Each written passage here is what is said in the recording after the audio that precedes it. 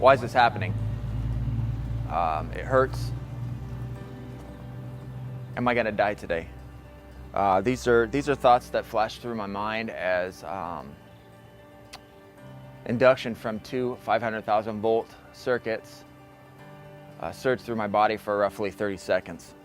The day that we planned on just doing our daily work, bare hand project. We'd done it 100 times before this. Never thought twice about how the day would go, and this day was different. If we practice for the event, we may not have to practice for the funerals.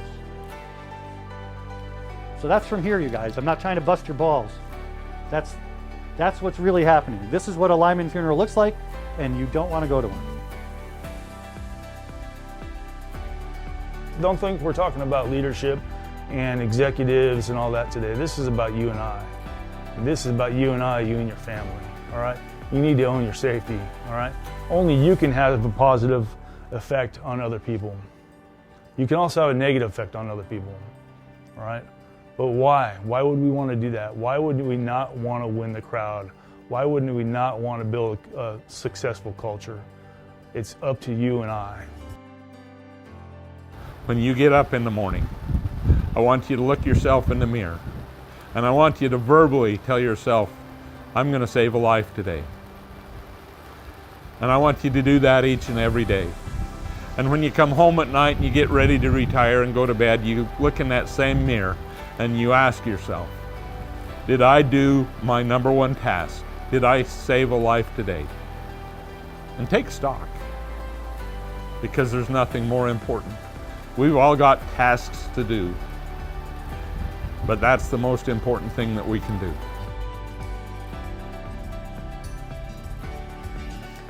And then I talk about this from a decision-making standpoint.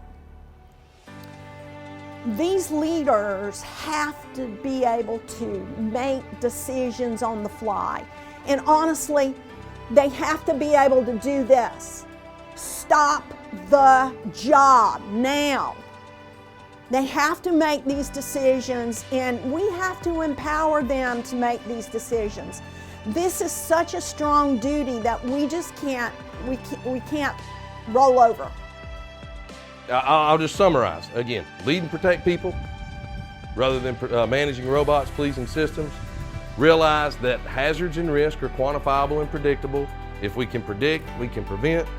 Make sure that we're focused more on self-reliance than over-relying on other people and things like protective equipment to protect us. And then use the hierarchy of controls. It works.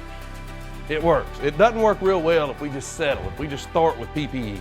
It works really, really well if we have a conversation and really think about, for this task, how can I protect myself? And so I will again close by thanking Brent and Beer Meters for the opportunity to be here. ECOS, the electric culture of safety. Get involved with that. I love what they're doing.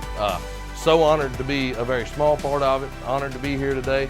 And everybody, take what we've talked about today to heart. It doesn't do any good to talk about it and listen to it in a virtual format or watch a recording of it or see it up on the screen.